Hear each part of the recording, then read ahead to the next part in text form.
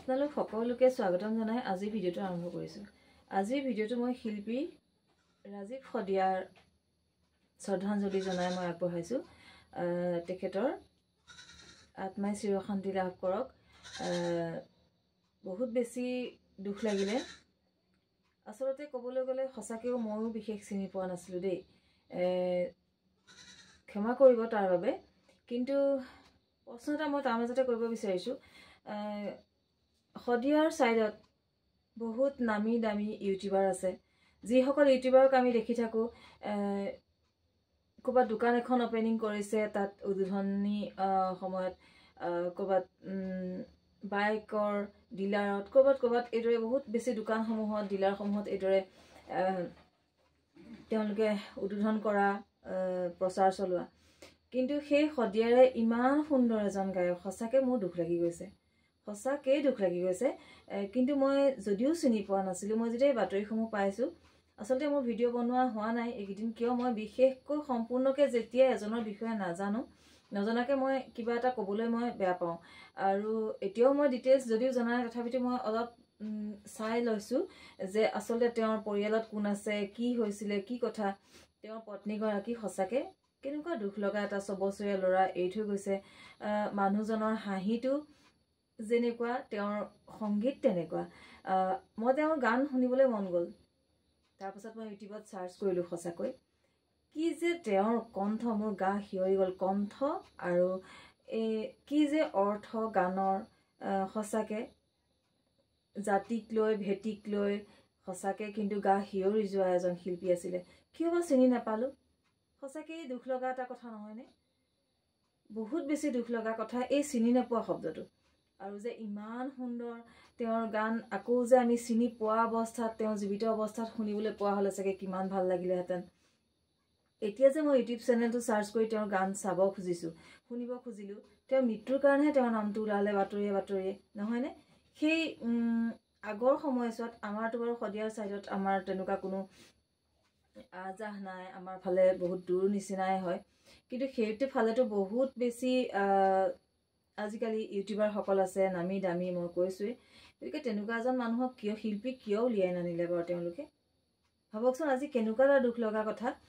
এটা গান জানেনে, মই একদম কান্দি গৈছোঁ, মানে সঁচাকৈ কান্দি গৈছোঁ শুনি। সঁচাকৈ মানে মই কি বুলি ক'ম, গোটেই গানবোৰতো মই শুনিব পৰা নাই।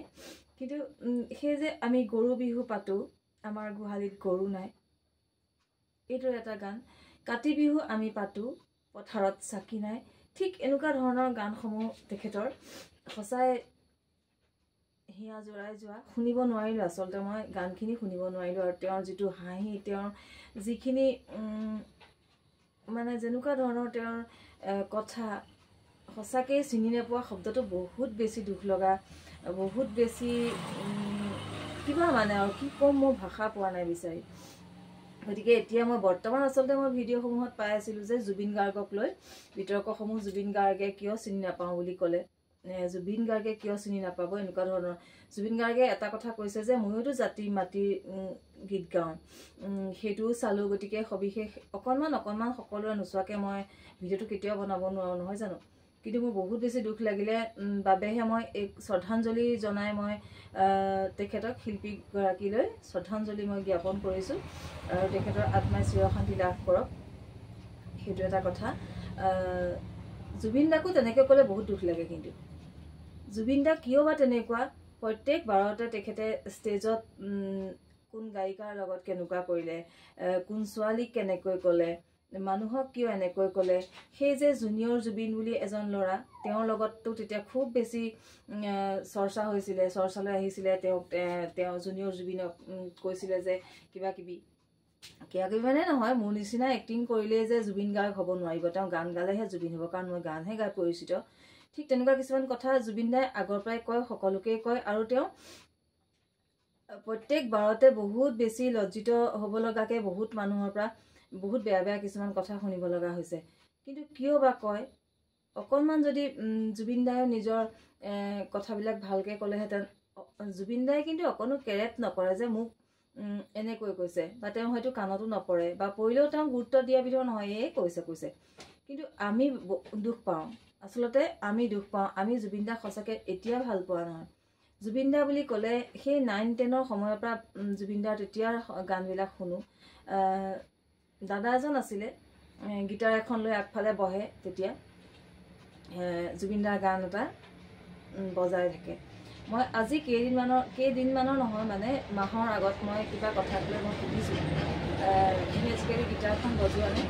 তাৰপিছত দাদাজনে কৈছে, আজিকালি গিটাৰ নবজাওঁ, দুতুৰা বজাওঁ। মানে ধেমালি কৰিছে, গিটাৰ বজাবলৈ আৰু এতিয়া সময় নাই, সংসাৰ হ'ল, চাকৰি আছে, সেইটো কাৰণে মোক দুতুৰা বজাওঁ বুলি চুপতি মাৰিছে। কিন্তু মানে মই উদাহৰণটো এইটো দিব খুজিছোঁ যে সেই তেতিয়াৰ সময়ৰ পৰা জুবিন দাৰ গান শুনো, জুবিন দাক কিমান ভাল পাওঁ, ভক্তি কৰোঁ।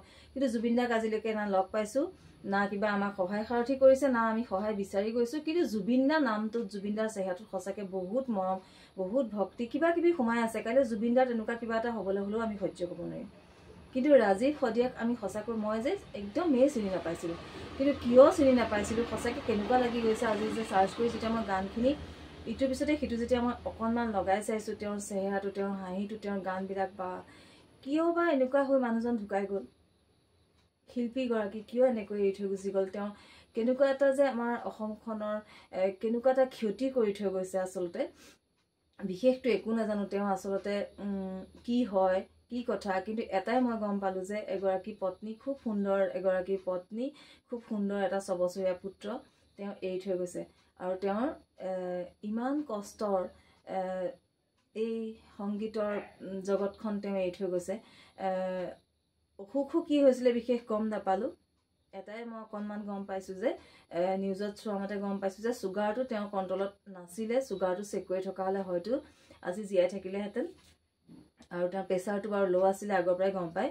আৰু আচলতে স্বাস্থ্যক লৈ প্ৰেছাৰ বস্তুটো নহয়, দেখিছে ইমান স্বাস্থ্যৱান এজন শিল্পী, তেওঁৰ যে প্ৰেছাৰ ল', কেনেকৈ ভাবিব পাৰি জানো? আচলতে স্বাস্থ্যই কেতিয়াও এইবিলাক ধৰিব নোৱাৰি। স্বাস্থ্য যিমানেই ডাঙৰ শকত আৱত নহওক কিয়, ভিতৰি কিমান কি হৈ থাকিব পাৰে। চুগাৰটো কণ্ট্ৰলত থকা হ'লে হয়তো নহ'লেহেঁতেন, মই এনেকুৱাকৈহে গম পাইছোঁ। এতিয়াও মই নাজানো, আপোনালোকে প্লিজ জানিলে জনাবচোন, গম পাই যদি, যে তেখেতৰ আচলতে মৃত্যুৰ কাৰণটো আচলতে কি। বহুত দুখ লাগিলে। প্লিজ আপোনালোকে এতিয়া তেখেতৰ পৰিয়ালটোৰ কথা চিন্তা কৰক, তেখেতৰ পুত্ৰৰ কথা চিন্তা কৰক। তেখেতক আচলতে আমি কি কৰিব লাগিছিলে, কিয় নকৰিলোঁ, সেইখিনি আমাৰ নিজৰ ভুলখিনি সংশোধন হ'ব লাগে। আগলৈ যাতে আমি তেনেকুৱা ভুল নকৰোঁ, এনেকুৱা কিছুমান যে আমি গুৰুত্ব নিদিয়াকৈ নাথাকোঁ, সেই কিছুমান আমি ভুলৰ সংশোধন হ'বলৈকে আচলতে এনেকুৱা সময়তে মই আপোনালোকক অনুৰোধ জনাইছোঁ। আৰু জুবিন দাৰ কথাবোৰ তেনেকৈ ক'লেও বেয়া লাগে, কাৰণ কিয় আচলতে বেয়াকৈ আমি মানুহক ক'ব সকলোৱে নোৱাৰোঁ। আৰু এনেই সাধাৰণ মানুহকে আমি বেয়াকৈ ক'ব লাগে, কিন্তু জুবিন দাৰ নিচিনা এজন মানুহক যে বেয়াকৈ কোৱাটো শুনিবও নোৱাৰোঁ। ক'ব যে নোৱাৰোঁ, শুনিবও নোৱাৰোঁ। তেওঁৰ সেইটো স্বভাৱ, তেওঁৰ স্বভাৱটোক স্বভাৱতেই এৰি দিলেনো কি হয়। তেওঁ যে মদ খায়, মদ খোৱা মদাহী, সেই বস্তুবোৰ তেওঁক বৰ বেয়া লাগে শুনিবলৈ। কিন্তু তেওঁ কৰিয়েই থাকে, কিনো কৰিব বাৰু কওকচোন। কিন্তু তেওঁক সন্মান কৰিলেনো আমাৰ কি হয়? তেওঁৰ ক্ষতি হ'লে যে আমাৰ কিমান ক্ষতি হৈ যাব। তেওঁ আজি নোহোৱা হৈ গ'লে কেনেকুৱা হৈ যাব বাৰু কওকচোন। যিমানেই নাথাকক গায়ক গায়িকা, জুবিন দাৰ স্থানটো কিন্তু কেতিয়াও ল'ব নোৱাৰে। আপোনালোকে যিমানেই লোকৰ লগত তুলনা নকৰক কিয়, জুবিন দাৰ সদায় জুবিন দাই। গতিকে মোৰ কথাকেইটা আজি ইমানেই আছিলে। বিশেষনো কি কওঁ, মই ইয়াৰ বিষয়ে নাজানোৱেই। কিন্তু প্ৰথমতে নিউজবিলাক পাই আছোঁ সেই জুবিন দাক লৈ বনাই আছে। মই ইমান চোৱা নাই, বিহুৰ কথা বহুত বেছি মোৰ ঘৰতো দায়িত্ব চলি আছে। গতিকে দেখিছেই ঘৰখনৰ ইটোৰ পিছতে সিটো দায়িত্ব। গতিকে মই নিউজবোৰ চাবলৈ ভালকৈ ফাঁহি ফুৰি মই পোৱা নাই। আৰু জুবিন দাক লৈ কিবা এটা ওলাইছে, জুবিন দাক লৈ ওলায়ে থাকে। গতিকে ইমান মই গুৰুত্বও দিয়া নাই। যেতিয়া মই চালোঁ ৰাজীৱ শদিয়ানো শিল্পী কোন বুলি, মই যেতিয়া নিজে গুৰুত্ব দি চালোঁ, মই সঁচাকৈ ৰখিব পৰা নাই। কেনেকুৱা যে মানুহৰ জীৱনবিলাক, নহয়নে? কিমান ভাল ভাল এজন মানুহ, কিমান ভাল এজন শিল্পী, কেনেকুৱা এখন সংসাৰ উঠি অহা সেই অকণমানি সন্তানটো, মানে কি যে হৈ যায় সঁচাকৈ ভাবিব নোৱাৰা। গতিকে আমি সেই সংসাৰখন, সেই শিল্পীজনৰ কি আশা আছিলে, কেনেকৈ কি আশা আছিলে, সেই বস্তুবিলাকৰ ওপৰত গুৰুত্ব দি আমি ভৱিষ্যতলৈ যাতে আমি এনেকুৱা ভুল নকৰোঁ।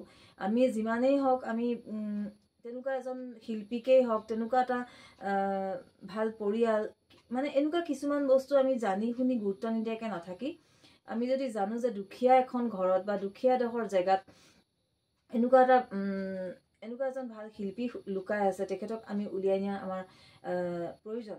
উলিয়াই নিয়াৰ মানে কি, তেখেতে হয়তো এনেকুৱাও আছিলে যে তেখেতে নিজে নিজে কাকো খাতিৰ কৰি মই এডভাৰটাইজ দি নুফুৰে, সেইটো সঁচা কথা। তেওঁ এখন ভাল ষ্টেজো নাপালে, কিন্তু তাতো কিছুমান আমাৰ দায়িত্ব থাকে। যিকোনো প্ৰকাৰে আমি তেনেকুৱা সমাজ এখন তেখেতক দিবলৈ আমাৰ প্ৰয়োজন আছিলে। আৰু যিখিনি তেখেতৰ এতিয়া বৰ্তমান পাইছে, আচলতে তেখেত তাতকৈ বহুত বেছি যোগ্যতা আছিলে তেখেতৰ, যিখিনি তেওঁ নেপোৱাকৈ আধৰুৱাকৈ এৰি থৈ গ'ল। গতিকে সিমানখিনিয়ে। শেষত পুনৰবাৰ মই তেখেতক শ্ৰদ্ধাঞ্জলি জনাইছোঁ মোৰ ফালৰ পৰা। আপোনাৰ আত্মাই চিৰশান্তি লাভ কৰক। ধন্যবাদ। আজিলৈ ভিডিঅ'টো ইমানেই। যদি ভাল লাগে মোৰ চেনেলটো ছাবস্ক্ৰাইব কৰিব আৰু কমেণ্ট এটা কৰিবলৈ নিশ্চয়কৈ নাপাহৰিব। ধন্যবাদ।